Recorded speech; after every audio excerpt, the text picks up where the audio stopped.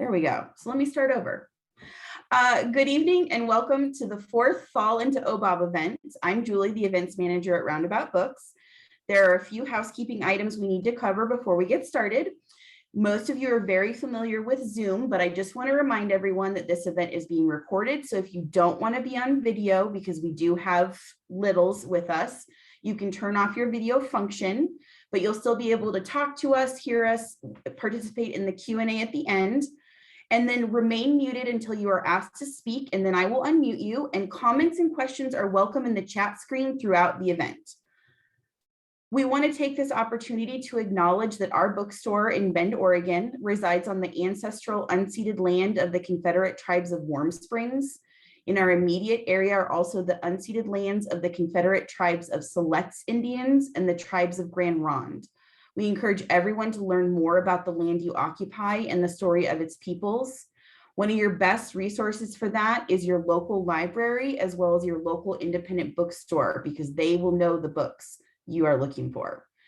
And then a quick reminder that next Thursday is our OBOB event with Ruth Behar to talk about letters from Cuba. And then 2 Thursdays after that, we will be, so November 10th, we're talking with David Robertson about his book, The Barren Grounds. So if you want to attend either of those and you haven't registered yet, just go to Eventbrite and do it just like you did for this event. And visit our website for more information about events and book clubs. But let's get to the reason why we're all here, and that's to talk to Rob Harrell about Life of Zarf, The Trouble with Weasels. So a little bit about our author. Rob Harrell writes and draws the long-running daily comic strip Adam at Home, which appears in more than 140 papers worldwide. He also created and drew the internationally syndicated comic strip Big Top until 2007. He recently published his first middle grade graphic novel, Monster on the Hill, which Kirkus called a deliciously cinematic indie charmer. He lives with his wife in Austin, Texas, which is where he is joining us from tonight. So everyone, welcome Rob Harrell. Hold on, Rob, you're muted. I forgot I did that. Well, thank you. Thank you. That's actually, that's a little bit outdated because I am now back in Indiana. I live in just north of Indianapolis now. Okay. So, yeah. But thank you so much for having me. This is really exciting. And hopefully you're going to enjoy this. Should I go ahead and start presentation? Yeah, go ahead and get started. All right. So at the end of this, we're going to do a lot of questions and answers. So I hope if you have questions, you'll put them in the chat, or you'll just write them down or remember them so you can ask me. And don't be afraid to ask me anything. I'm not opposed to weird questions. I had somebody ask me what kind of ravioli or what kind of pasta I would be one time, and I gave it away, but I said ravioli. So but what I'm going to do real quick is I'm going to share with you basically how I got started. When I was in 4th grade, I was just like obsessed with the comics page. You know, the paper would come every day and I would try to copy the comics, like, Peanuts, Charlie Brown, just all of them, Garfield. And I told my parents that that's what I wanted to do when I grew up. And then my friend and I, we started our own magazine. So I'm going to start from there and then tell you how I got to where now I get to sit at home with my dog right here and make up stories. And I get to do that for a living, which is pretty cool. So let me share the screen here. Okay. You guys all seen the cover? Yep. Okay. Well, I'm going to start at the beginning because, like I said, in 4th grade, my friend Steve Ferris and I, we were really competitive about our drawing.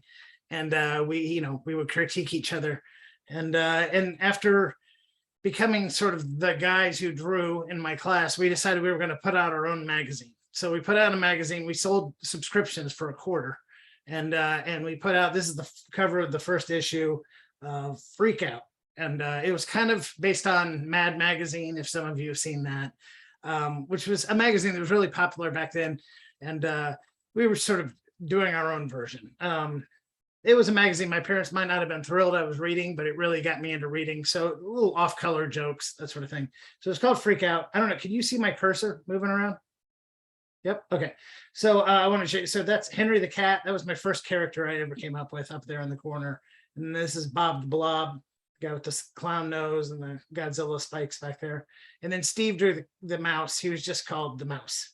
Okay. So the cartoons weren't, I wouldn't say they were overly sophisticated. This was one, it's cut off. They're saying, oh, shoot. It's a guy diving into a shark's mouth. But what happened was we put it out and my classmates liked it and were laughing at it. And I really enjoyed writing the cartoons. I really liked drawing the cartoons. And we decided to go for it. So I told my parents right then, I'm going to be a cartoonist when I grow up. And I just really set after that as my goal. The one thing I will tell you is that it was the only one issue of Freak Out magazine because I thought we could run off the copies at my dad's office. And he pointed out that paper and ink cost money and he wanted a cut of our proceeds. And we were not having that. So we gave all the quarters back and that was the only issue. But I was hooked and I knew I wanted to be a cartoonist after that. So it was like an early lesson in business. But so after that, I just all through high school, middle school, high school, I continued to do art for anybody who would publish it. I did stuff for the yearbook, stuff for the newspaper. I even in high school, my local paper in Bloomington, Indiana, let me run editorial cartoons in the paper just because I called them up and they said, sure. And then I kept after it. I wanted to do a syndicated comic strip, which is basically a comic strip that's in the paper 7 days a week. And I kept working at that. I graduated college. I didn't have a syndicated comic strip yet. I'd been rejected quite a few times. So I started working as an illustrator. You guys know what an illustrator is. The way I think of it now is basically, you know, people would call me with their words and they want me to put some art with it to sort of jazz it up a little bit. So this was for a really boring article in some legal magazine about law students getting out for winter break. And they needed something to make the article a little less boring, to be frank. And I did stuff for ad agencies. I did stuff. This was for some product. I can't even remember what the product is, but I still like that illustration. That was Leroy the Lizard. I remember that part. But then one day I finally came up with the idea for my first comic strip, which is called Big Top, and it got syndicated. So suddenly it was in about 50 papers worldwide. I mean, it was in places I'd never been, like Hong Kong and Paris. And it was my dream job. I was getting to do a comic strip. And so Big Top was about this kid, Pete, growing up in the circus. And the circus was really kind of run by these animals. Pete's job was to look after Stucco the clown, this clown up here, who was really more like a wild animal and less like a clown. He didn't speak. And like one time he ate something wrong and blew up to the size of a Godzilla and attacked the town. And Pete had to, you know, deal with that. And then there was this little jerk of a poodle that showed up a little bit into the strip, and then he kind of took the strip over. I just loved Dusty Poodle is his name. And it turns out writing jerks is really fun because he would just say the most awful things that I would never say in polite company. So, you know, it was really fun. So if you're ever writing something, I suggest putting a jerk in there. You'll be surprised how much fun that is. So, you know, it went on for 5 years, I guess. I did Big Top. Loved doing it. I did 6 days a week. I did black and white strips. And then on Sundays, I'd get to stretch out. And I am not a big fan of clowns. So it was also an excuse for me to sort of get revenge on clowns and draw some weird looking ones like this guy here on the left, or any of these clowns that are in this Sunday strip. So I love doing it. I'll tell you a little bit more here in a second, but eventually I had to stop it. It was a hard decision. But my syndicate asked me if I would take over another strip that was more successful, made more money, frankly. And I took over one called Adam at Home, and I've been doing it for 13 years now. So pretty much every day for 13 years, I've put out a strip, which is a lot of comic strips. But it was about this guy, Adam. He's a writer. He lives at home. He's addicted to coffee and naps and really bad ideas. So I can relate to him, and it was kind of a perfect fit. And you know, they let me take this strip and sort of turn it into what I wanted to, which I was really happy about. Okay, so that leads me to just because, you know, if you go into a creative field, sometimes you have to have other jobs, right, to make ends meet. And while I was doing my comic strip, I was I had this day job where I would go and film these really boring meetings. It was the Texas Board of Education. I would film their meetings. And sometimes their meetings would go on for like 10 hours, which was just crazy. And I would get really bored. So I started drawing monsters. I don't know why. And one day you could see I drew right on the agenda, on the notes, I drew this guy. And I thought I really liked his face. And I wondered if I could tell a story about him. And eventually that turned into my first graphic novel, which is called Monster on the Hill. So I'll tell you real quickly what Monster on the Hill is about. Basically, it's a world, it's like this fictional England in the 1800s, where every town has their own monster that lives up on a hill outside of town. And about once a week, they come roaring into town and they knock things around and they stomp around and roar and scare everybody half to death. And the people love it. Okay, it's almost like their tourist attraction. So people come and go to town to get scared by other towns' monsters. And unfortunately, this town has a sad monster. He hasn't attacked in years, and he just lays around and mopes and groans and sighs a lot. So they have to fix him. So they send this disgraced doctor, Dr. Wilkie, up the hill to talk to the monster about becoming a scary monster again. And they decide he needs to go off and see some of his old monster buddies. And this little newspaper boy tags along with him. They go off and see his friend Tentacular, who Tentacular there looks like he's a bad guy, but he's really just doing what his job is, you know. Like moments later, these people buy like a big stuffed animal of him and a t-shirt with him on it. And so they go off and see him. So something weird happened with that movie, that book, that came out 9 years ago, and Hollywood got interested and they asked if they could make it into a movie. And I, of course, said, sure, I'd love to see it turned into a movie. So 8 years later, this past November, it came out on Paramount Plus, and I can tell you it's now called Rumble. I can tell you that the movie is almost 100% completely, totally not like my book. But that's just what Hollywood does sometimes. So they took the idea of each town having its own monster and kind of ran with it from there. And I fought it tooth and nail for a while, trying to get them to keep it like my book, until I realized that they just weren't going to listen to me. So I will say it's a really fun movie. Has anybody seen it? Has anybody seen Rumble? Yeah, okay. It's a fun movie if you get a chance to see it. Paramount Plus. The animation's amazing. The monsters in it are amazing. They don't look anything like my monster. Like here, I'll show you. That's what Rayburn looks like in mine. And in the movie, he looks like that. So they turned it into a wrestling movie, and he's sort of an out of luck ex-wrestler. So he had to look all big and kind of out of shape, I guess. And then so anyway, it came out, and then that leads me to Life of Zarf and why we're here. So after doing Monster on the Hill, I kind of learned that I was trusting myself as a writer, and I wanted to try to write something longer and more involved. And I love that world building part where you get to make up all the rules. So I came up with this idea of Life of Zarf.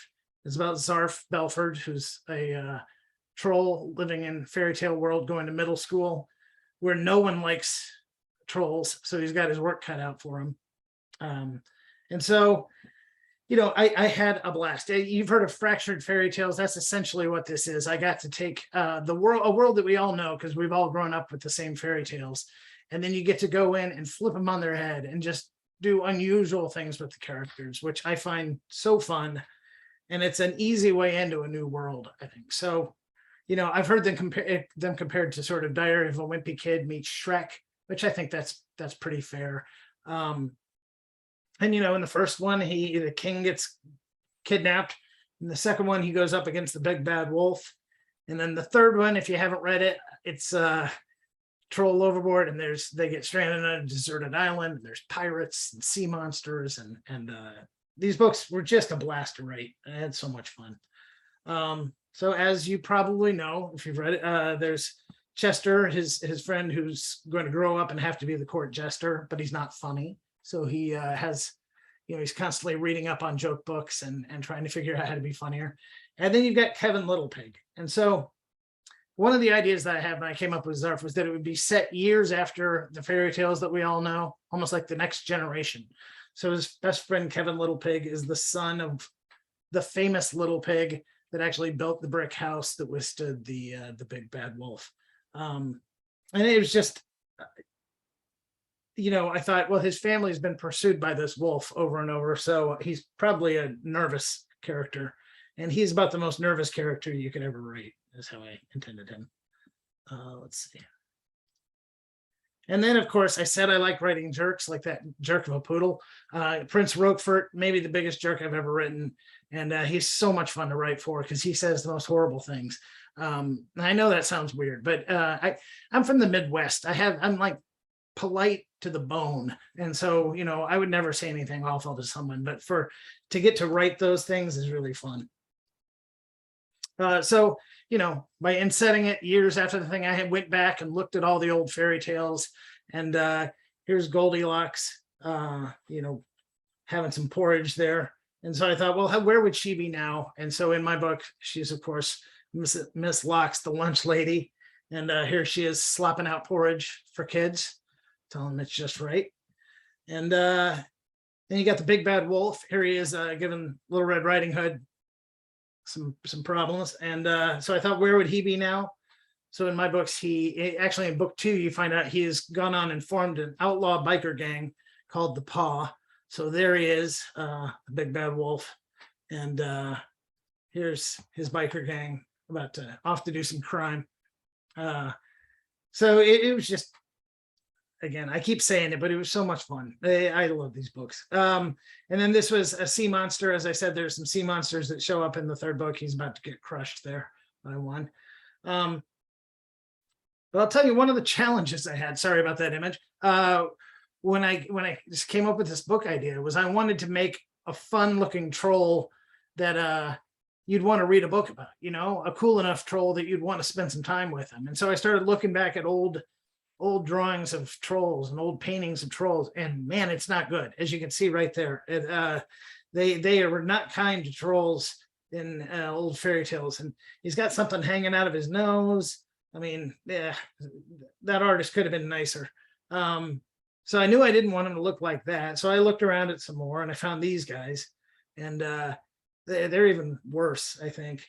And again, he has something hanging out of his nose, so I don't know if that's a troll thing, if they just got a lack of tissues in fairy tale world. But anyway, I was like, no, those aren't right. I was working with, how to. This is an early drawing I did of Zarf and Kevin, but again, this was just kind of a doodle that I was doing to see, well, what would this troll look like? And I tried a whole bunch of different ways for him to look. I thought about this. I thought, no, that's not my troll. That's not what I want him to look like. And I thought, well, maybe this could be like his jerk of an older brother troll.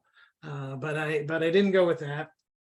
And then I remembered one day these guys, and I'm sure you guys know the movies, the troll movies. But back when I was in school, the troll dolls were all the rage with their hair like that. And we all had them. They fit on the end of a pencil, and you could spin them, and their hair would fly. And I thought, okay, maybe if I combine these, I'll come up with something. And then one day I drew this, and that was sort of. It's interesting how sometimes the writing can lead the drawing, and sometimes the drawing can lead the writing. And when I drew this character, I just thought, that's my guy right there. And I, just like with Monster on the Hill, when I drew that one character, I thought, I want to tell a story about him. So I knew I had my guy, and I moved forward from there. Okay, so that brings me to my next book, which is called Wink. And again, we can go back and talk about my Life of Zarf more. I just wanted to finish up sort of the journey as it is. So my next book was called Wink, and it's about a kid in middle school who, right before 7th grade starts, he finds out that he has a rare form of eye cancer, and it's actually based on something I went through as an adult.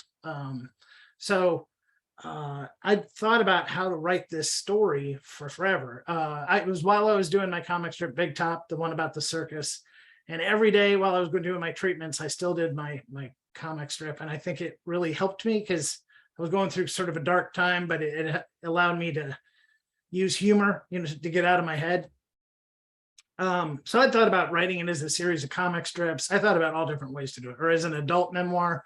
And then something unfortunate happened. My best friend, his daughter, who was in school, she got diagnosed with cancer. We're both fine now.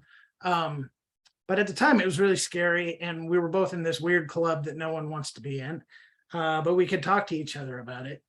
And I had a lot of bad things that happened to me going through it, the treatments and the surgeries, and I had to wear this dumb hat for forever, and I have to put this eye goop on. But then talking to my friend's daughter, I saw how hard it was for her in school, and I saw there was a real lack of empathy. Some people didn't know how to behave around her when she was sick. She had some friends who just vanished on her, and she had some really mean things said behind her back.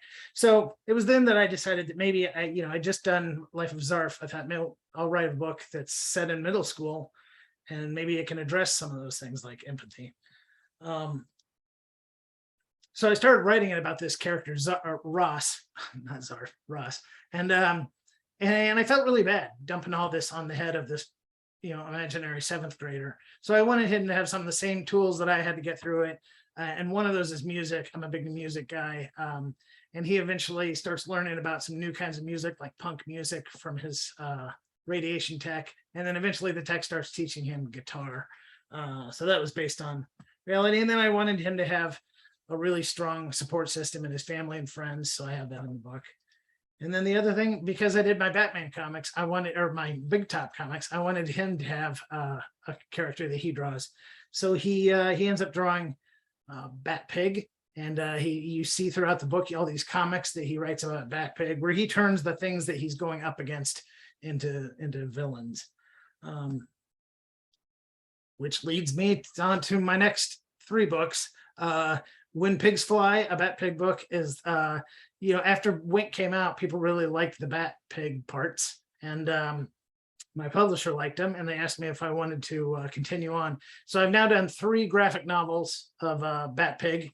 So the first one is When Pigs Fly, and in it you get to meet his friends. This is Brooke the Bat on the left, and Carl the Fish. Carl's just like a normal student. He hops around the halls just like everybody else, but occasionally he has to get wet because he's a fish, so he'll hop in a pitcher of water or a toilet, whatever's available, as one would do. And you get to see these villains that he goes up against. It's so much fun. I tried to pack these with as much funny as I could. You get to see him stop his first crime. This is the 2nd book. It just came out a few months ago, and it's called Too Pig to Fail.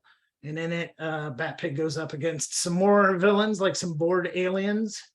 And there's an attack by a giant bumble kitten, which is half bumblebee and half kitten. And Carl being a fish, it turns out his biggest fears are bees and kittens because they're unpredictable. So, and then the 3rd book is coming out in March. It'll be called Go Pig or Go Home, another Bat Pig book. And this time they go to camp, and they run into Grumbles, the lake monster, who has a bit of a stomach issue. And here you can see him. That's why he's burping so loud. And then maybe one of my favorite characters ever they run into is Sharkraham Lincoln. And he is half Abraham Lincoln and half Great White Shark. So he has the mind of our greatest president, but he also wants to eat schools and fish and baby seals, things like that. So they have their hands full with him. And I love these books, and I just signed on. I'm doing another novel, very much more like Wink, a little bit heavier subject, but if Wink sounded really heavy, I want to clarify that I wanted it to be a funny, fun book, which is a tall order when you're writing a book about a kid who's sick. But all the humor comes from Ross in the book, and in this next book, all the humor is going to come from Andrew, the main character in that book. So that brings me back to where we are now. And I don't know if you guys have some questions, but I thought I would stop sharing that. And hopefully you guys can ask me some questions. That was great. You have been very busy. So we do have one question. Someone's wondering if that's Elvis Costello behind you. That is Elvis Costello behind me. And all right, we have some people with good eyes. You don't want to know a weird story is if you look at my Facebook, 7 years ago today, I met Elvis Costello, and I have a picture of it up there for proof. And he's my favorite singer of all time. And he ended up, I gave him a copy of Monster on the Hill, and he showed me a bunch of drawings that his twins had done. They were 8 at the time. So it was a that's really, awesome. really neat experience. Yeah. So here's how we're going to do questions. If you're more comfortable putting them in the chat window, I'll read them out. If you want to ask Rob directly, you can use the raise hand function in Zoom. I did see, just because the few people that I can see on my screen, that Sylvie and Max already have a question. So Sylvie, if you want to unmute yourself, you can go ahead and ask it. Ask away. For what purpose did you write Life of Zarf? Why did I write Life of Zarf? Yeah. You know, it was a little bit, I mean, I wanted to entertain people for sure. That's probably the number one thing. And even from the beginning, when I did that Freak Out magazine, it was just something I found. I have I just find it so fun to sit down and write and come up with funny things. And then I hope that it entertains people. So that's honestly, with Life of Zarf, that's probably the main thing. Although I will say, you know, once you get into a project, what usually comes first is like the basic idea, like, oh, this troll in middle school, that sort of thing. But as I started writing it, there's more heart that kind of comes into the story. And in the case of Zarf, you know, he has an anger issue. And, you know, I think there are kids out there with anger issues. And so he kind of deals with that a little bit. I think that heart part comes as you're writing it, whereas it's usually not the first thing on the page. But yeah, that's why I wanted to make people laugh and enjoy it. But I also, you know, eventually you end up hopefully finding some truths and things like that while you're writing the book. That was a great question. Thank you. Yeah, so we have a hand raised, and then I'll read the question that's in the chat, but it looks like Coralie, Brogan, and Rorik have a question. So go ahead and unmute and you can ask it. So which book do you like the most? Which book do I like the most? Out of the Zarf books or out of all of them? Out of all of them. I'll be honest, that's kind of like asking somebody who's your favorite kid. It's pretty hard thing to answer, because I like them all for different reasons. I mean, I will say that the most personal book I've written is Wink, and it was probably the most challenging to write. So that's sort of my easy answer.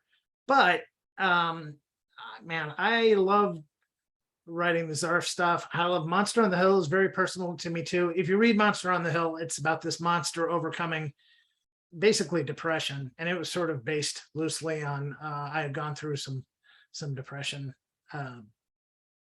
for a while, and so I kind of helped write myself out with it. So again, I can go on and tell you why each one of the books is my favorite, so that's a tough one to say. But you know, the Zarf series, I probably had as much fun writing the Zarf series as anything out there. So and then yeah, and the Bat Pigs. See, I can't do it. It's too hard a question, but it's a great question. Well, we have 2 questions in the chat that kind of lend just to that one exactly. So May and Ava asked, who is your favorite character in Life of Zarf? Okay. And then I'm going to mispronounce it, but it looks like Mahika asked, who's your favorite character in Wink? Okay. In Life of Zarf, probably my favorite character to write is Prince Roquefort, just because again, every time he comes in, he's a disruptor, and he's fun, and he's aggressive and angry and awful. And there's something really fun about writing. There's something rewarding about writing that. But as far as my favorite character, like who I have a real soft spot for Kevin Little Pig. And I was kind of a worrywart growing up, so I think I have that soft spot for him. And then on Wink, there's a character in Wink, the bully. He kind of starts out as the bully, Jimmy, and Jimmy again is sort of a rough character, rough around the edges. He was based on a guy I grew up with loosely at the beginning of the book. He's based on him, and then he surprised me, which is something I didn't know. You know, I've heard authors say that a character can surprise you, which I'm like, how can that be? You're the one writing it. But he sort of surprised me by showing more depth and being a little bit, better person than you expect him to be. And so he might be my favorite character I've written, just because, for that very reason, because he caught me off guard, I guess. So we have someone that wants to answer a question, and that's Wyatt. So Wyatt, go ahead and unmute yourself and you can ask it. So what book took you the longest to write out of all of them? I think it's actually a tie for Monster on the Hill and Wink. And I'll tell you why.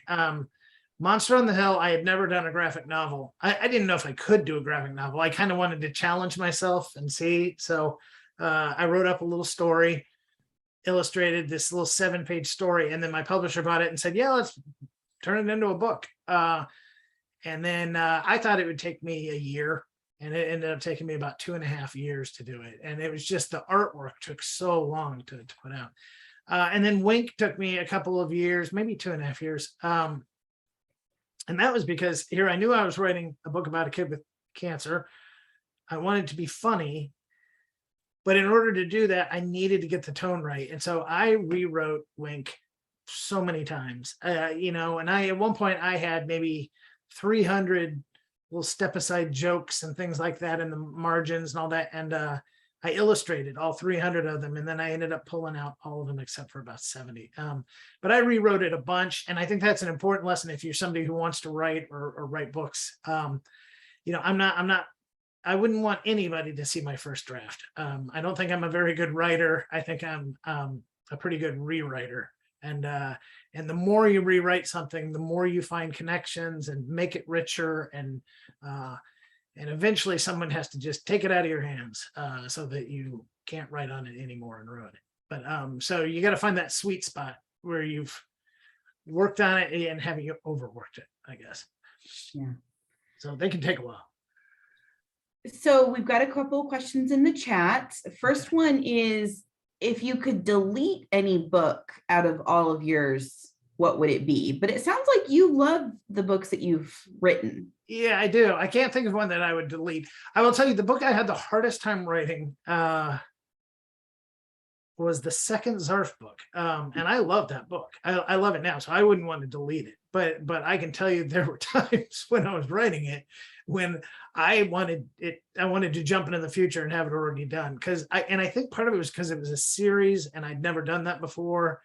And I was so stuck on how you do that. Because in the first book, Zarf kind of works through some of the anger issues stuff and all that. It's like, well, what do you do in the second book? Do you give him all new problems, or is he still struggling with that problem? Or and I got bound up, and I wouldn't call it writer's block, but I got really tied up in the weeds on that book. But I will tell you that now that I go back, it's I love it as much as any of those books. I think that's a pretty common thing with a sequel, though, because you are always worried about making it as lovely as the first, as lovable as right. As wanted to read. So we have one more question in the chat, and then we're going to get to somebody else with their hand raised. Okay. It says, if you could write any book, what would it be about?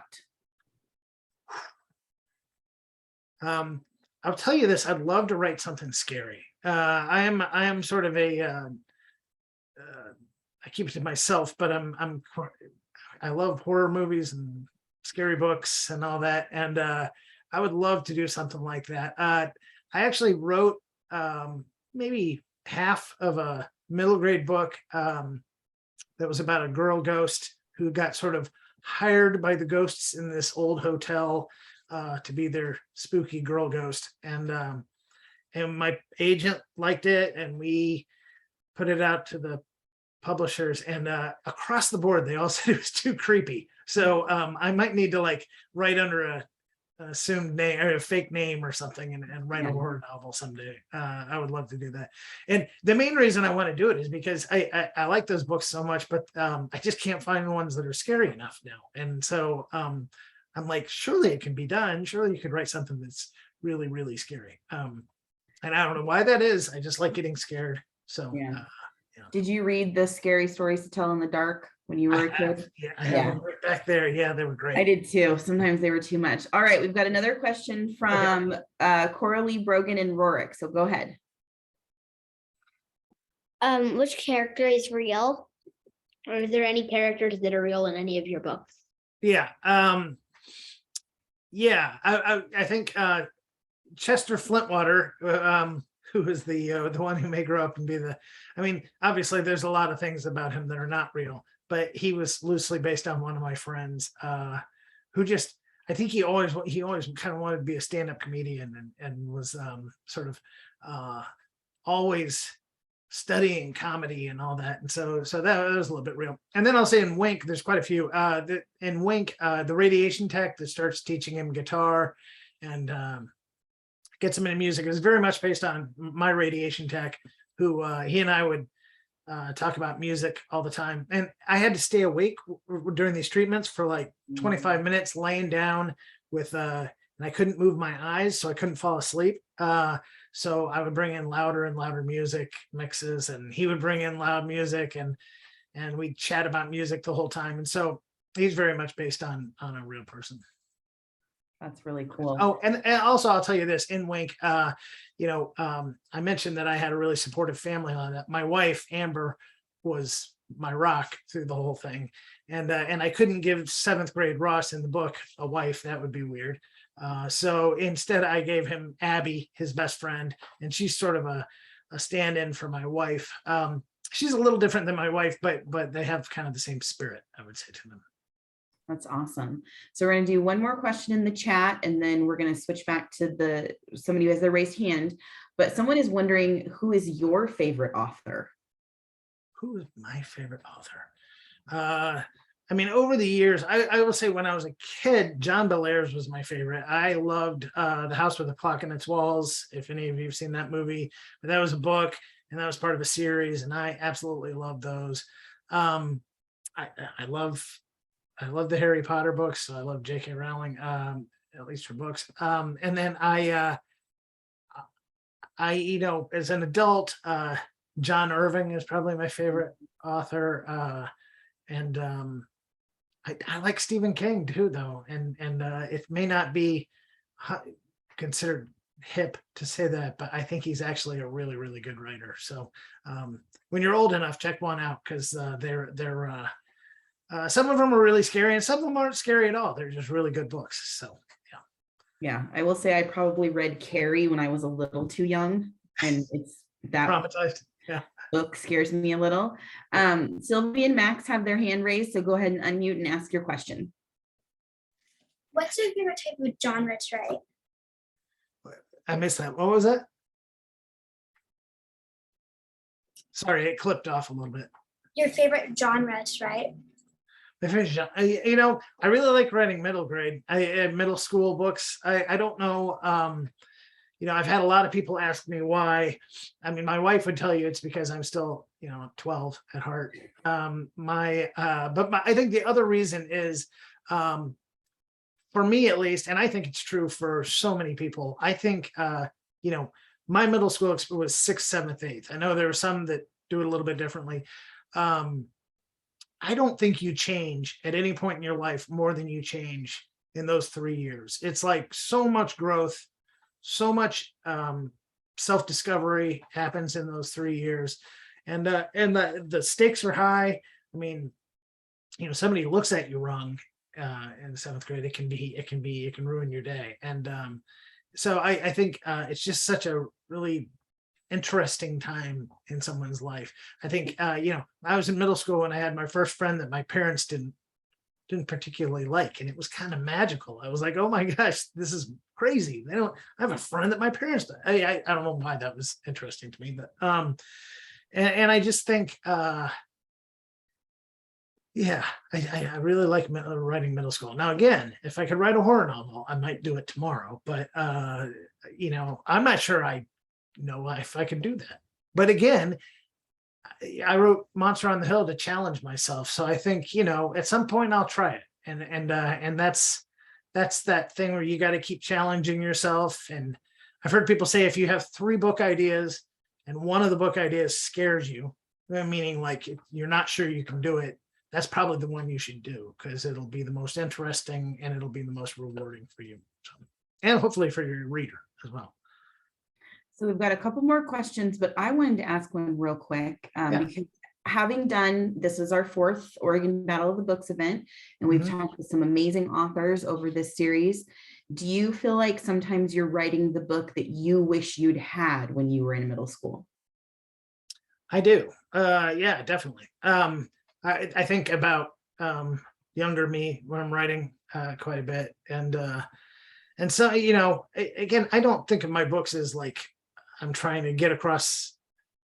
I'm not trying to like teach or preach or anything like that. But occasionally, if I can drop a little word of advice or you know, that I could have stood to hear back then, I will try to put that in there. You know, like one of the things I wish I had spent less time in middle school worrying about being popular. I think that's less of a problem now. I think people have learned in the time since I was in middle school, which was forever ago.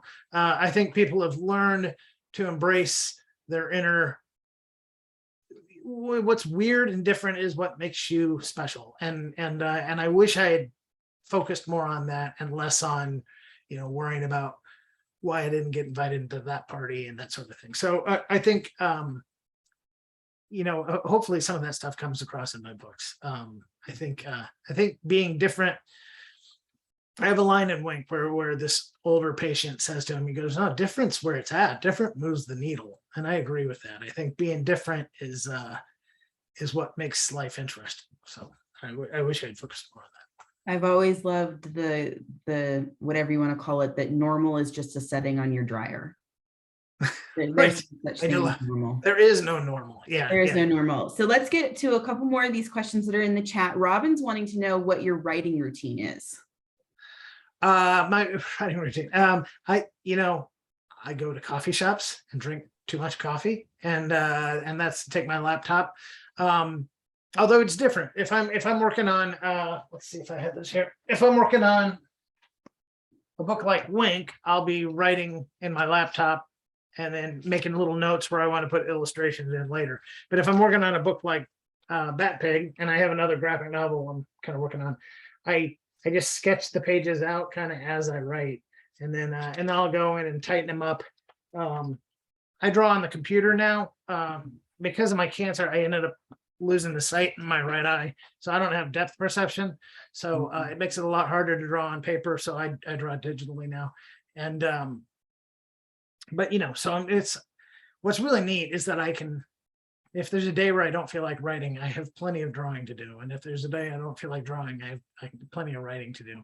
But so I try to burn out that first draft as fast as I can, because I just know it's sort of like throwing a big pile of clay on a potter's wheel. That's that first draft. That's all it is. You're putting it all out there, and then you start reshaping and fixing, and you probably rewrite every word in the thing by the end.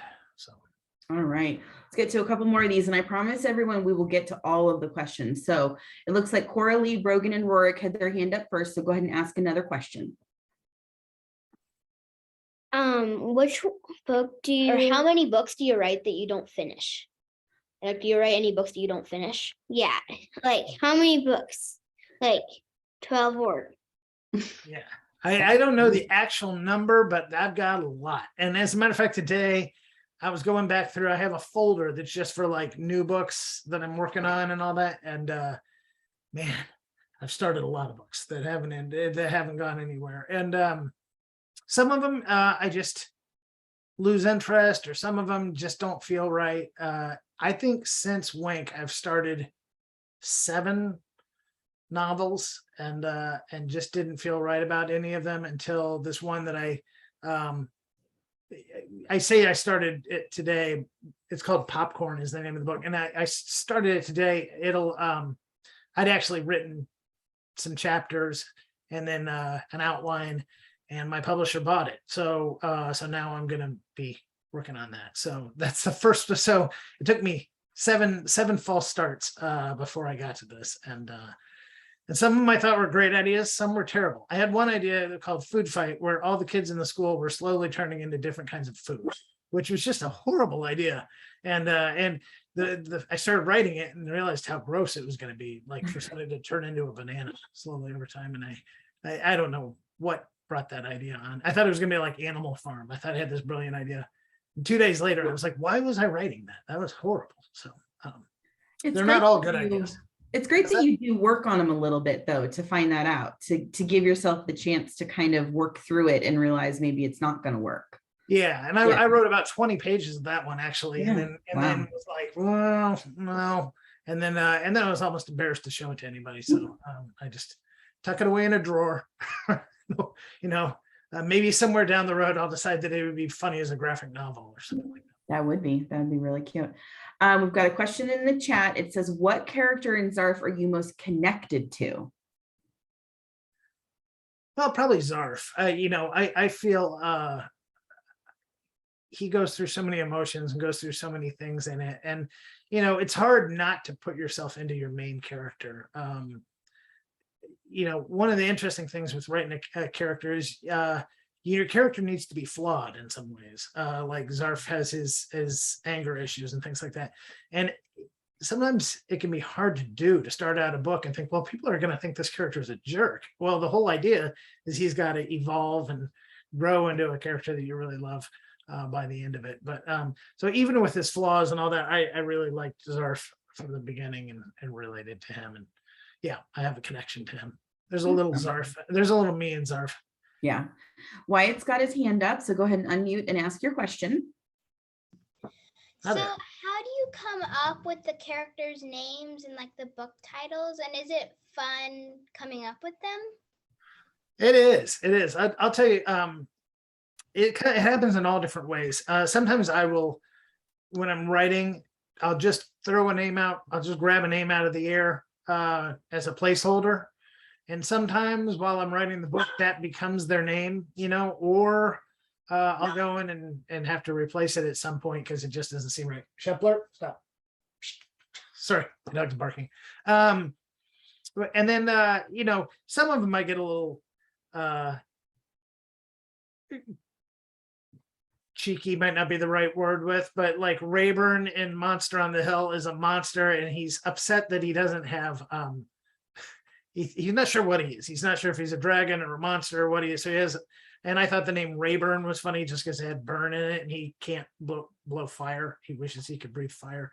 And then like in Big Top, my comic strip, Kingston is the lion, and it literally just came from King of the Jungle. And the monkey's name is Manfred because he's kind of like the closest to a man. Like a Manfred. And anyway, so sometimes I do that sort of cheesy thing, and then other times I just I try out a whole bunch of names until one seems right. So, but that is fun. And then the names are really tough. Like on my book Wink, I was originally going to call it Dime Slot because of my surgeries, I have this little slot here, and one of my cartooning friends nicknamed me Dime Slot, and so I've always liked the name. And but then my publisher thought that kids might not know what a dime slot is. And I don't know if that's true or not, but so we changed it to Wink because I hold this eye closed a lot because of all that. And so he does in the book as well. So that we went with the name Wink.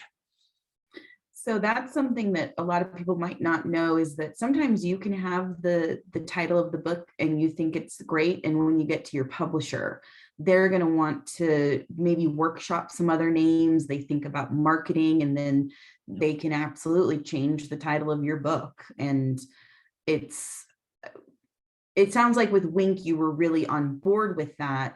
But have you had, I would say maybe just discussions? So it sounds like with Rumble, you sold the rights to it. They changed a bunch of it. It's still cute, but it's nothing like your original book. And you just kind of had to finally throw your hands up and say, okay. Yeah. And the name change happened right at the very end. But I will tell you this, when we sold this latest book that I'm just now starting, it all takes place on picture day. And so I thought the perfect name was Picture Day. And it just turned out that like the week before, they had spent all kinds of money in some big auction to buy a book called Picture Day. That's a graphic novel. It's nothing like my book, but we just immediately were like, well, we can't use that. So we went to sort of the second title. And actually, I think Popcorn may end up being a better name for the book anyway. But That's very cool. yeah, and boy, so we've had some and covers. Well, working on the covers. The cover for that first Bat Pig book called When Pigs Fly. We did, I'm gonna guess, 20 different covers for it before we finally found one that made everybody happy. So that was a struggle. Yeah, it's an interesting process. So we do have a question in the chat. Someone asked if you have kids. We do not have kids. My wife and I don't. We forgot to have kids. I'm kidding. That's a joke that we say. But no, we don't have kids. We have dogs, and we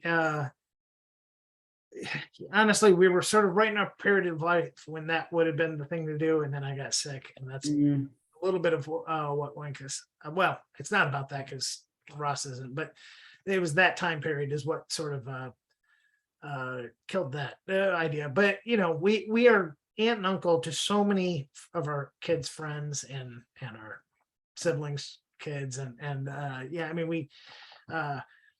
I drive more kids to soccer practice than you believe, considering I don't have kids. So, well, and it sounds like, you know, you can keep writing books that, you know, are going to kids that, you know, are out there. And by extension, you get to talk to them through these books. So that's really cool.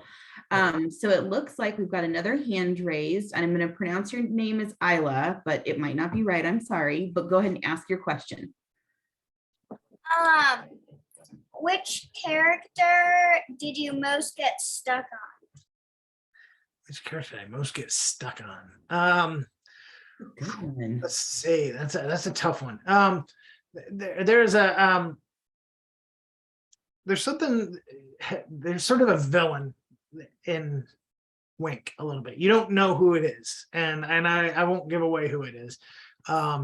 But something happens in Wink, and he's trying to figure out who has done this. Somebody says some really mean things about him online, and I got stuck on who to make that be. So it's interesting. So it's a little bit different than like because who it ends up being was a character. Boy, I just couldn't decide how I wanted that character to turn out, and that was a tough one. I fought on that for a long time with myself. Yeah. Other than that, most of the characters flow pretty easily. I think that's one of the reasons I love doing this, is because I love coming up with characters and then setting them loose in a book and seeing what they do. You know, there are people who outline their whole book out and plot it out super carefully before they ever start writing it, and I am not one of those people. I start writing and I just sort of see where the book takes me.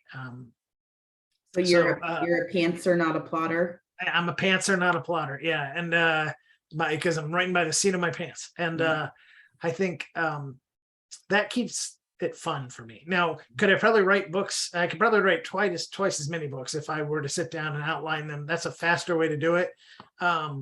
But it takes some of the magic out of it for me, I guess. Do you think that drawing the pictures, though, when you're say like even just doodling, like with that first monster, is kind of your plotting, because you're getting the character, especially with the graphic novels, kind of formed before the text? Yeah, probably. You're right. It probably gives me my own way of locking them in my head, even if it's visually. And, you know, it's interesting, you know, like I was talking about with Zarf, I knew when I locked them together. I had an idea in my head of who he was going to be, and then I hadn't figured out what he was going to look like. And once I drew it, I was like, that's him. So yeah, you're probably right. That you know, that's my own sort of preparation that I do. Yeah. And then I feel like I know the character really well, and I can set them loose and see what they do. Yeah, that's really interesting. I'm not an artist. We did have a question or a comment that someone says they have to leave real quickly, but said, thank you so much for the great talk. So real quick, since we're talking about this plotting and pantsing that comes with writing, if any of you are aspiring writers, I just want to remind you that November is National Novel Writing Month. And there's a really cool organization called NaNoWriMo, which is this little acronym they came up with. It's the shortened of National Novel Writing Month. And here in Bend, we're doing a bunch of events at the bookstore. But if you want to, you can sign up online and you can basically sit down and write every day when you have time. And then it just kind of helps keep track of how many words you've written. And you can talk to other people about your writing and just kind of fun stuff to get you excited, because like November, you know, it's getting darker outside and it's colder, so you might not be playing outside as much. So maybe you want to spend that time writing. Rob, have you ever done NaNoWriMo? I haven't, but I have some friends who have, and I wish it had been around when I was, or that maybe it was around and I didn't know about it. I wish I had earlier on. No, but I think it's a great tool and a great sort of way to get yourself excited about it for a month. Yeah. Like you can keep anything up for a month, you know, and if you do that, I think that's a great way to get started. You know, my other advice is just for anybody who wants to write is just keep doing it, keep writing. It's really easy to get caught up in your phone and, you know, doing your Wordle and looking at TikTok or whatever, and suddenly, you know, hours go by and the day goes by, weeks go by, and you haven't written. I think the most important thing, if you want to be a writer, is write, and that means, you know, if you want to try writing a 1-paragraph story, do that. Try writing a 10-page story, you know, challenge yourself, do a 1-page story, do a 5-page story, do, and the more you do it, the better you'll get. Same with art. I mean, when we were in art school, we had to carry a sketchbook with us everywhere. And if a teacher stopped you, you had to be able to show them what you'd drawn that day. So you know, you just had to draw constantly. And I think that's how you get better. That's just, yeah. So it looks like we have one more hand raised. So let's do one final question. So go ahead and unmute yourself. This is Coralie, Brogan, and Rorik.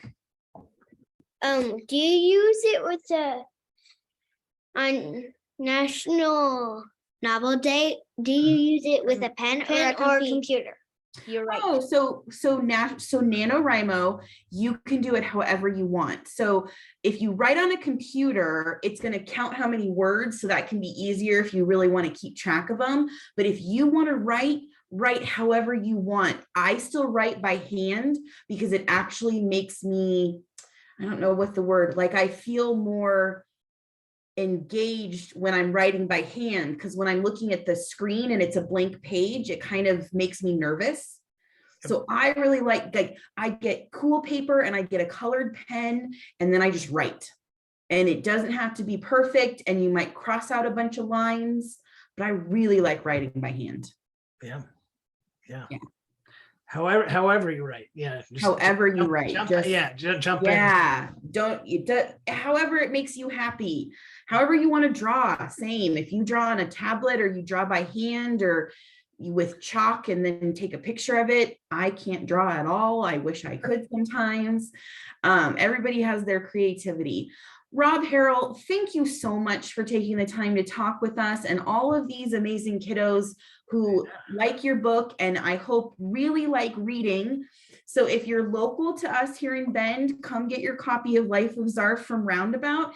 If you're not and you haven't gotten it yet, go pick it up from your local independent bookstore around Portland. That would be your Broadway Books, Annie Bloom's, Powell's, Wallace Books over off of over in Selwood. I used to live in Portland, so I know where a lot of the bookstores are. I want to thank everybody who joined us tonight. I wish you guys the best of luck with your Oregon Battle of the Books and any writing or drawing you end up doing, and just keep reading. It will make your life better. True. All right, everybody say thank you to Rob. Thank you. Yeah. Thank you. This was really fun. So thank you guys for being here. Thank you. All right. All right. And we'll Y'all have a post good the night. recording. We'll post the recording on our YouTube so anybody can check it out later too, okay? All right, I'm gonna go ahead and stop it.